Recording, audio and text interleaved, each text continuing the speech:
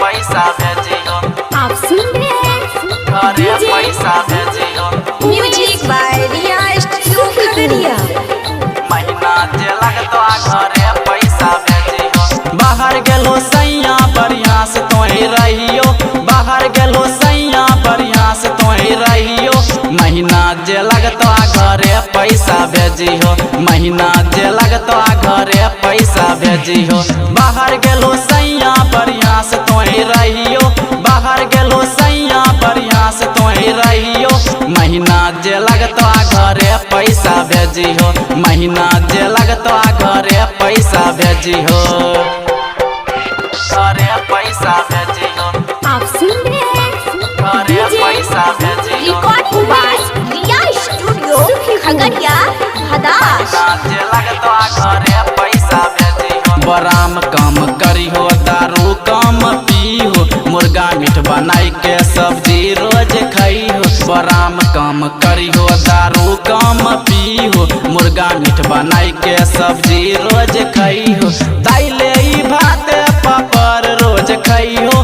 दाइले ई भात पापड़ रोज खाइहो। महीना जे लगतो घरे पैसा भेजिहो। महीना जे लगतो घरे पैसा भेजिहो। घरे पैसा भेजियो।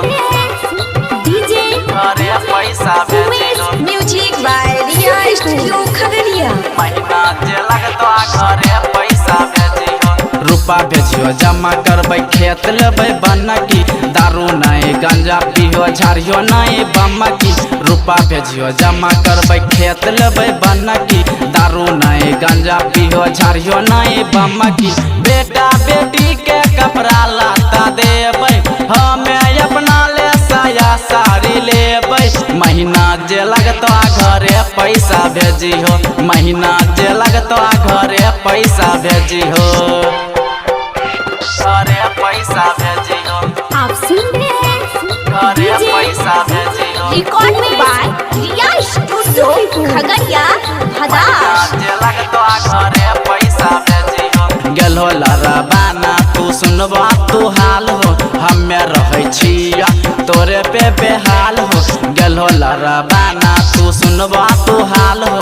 हमे रहै छिया तोरे पे बेहाल हो।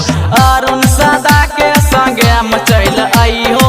रूपेश राजा के संगे हम चल आइहो। महीना जे लगतो घरे पैसा भेजियो। महीना जे लगतो घरे पैसा भेजियो। Music by